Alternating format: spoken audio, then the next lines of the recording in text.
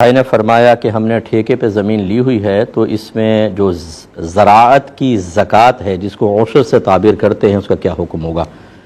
دیکھیں، جس نے بھی زمین ٹھیکے پہ لی ہوئی ہے اسی کے اوپر عشر یا نصف عشر لازم ہوتا ہے۔ اگر تو آپ اس زمین میں جو پانی دیتے ہیں وہ محنت سے نکالتے ہیں، جیسے ڈول کے ذریعے اور یہ مطلب جنریٹر وغیرہ چلا کر کنویں سے آپ نکال رہے ہیں، یا گورنمنٹ سے پانی خرید کر سیراب کر رہے ہیں تو نصف عشر لازم ہوتا ہے۔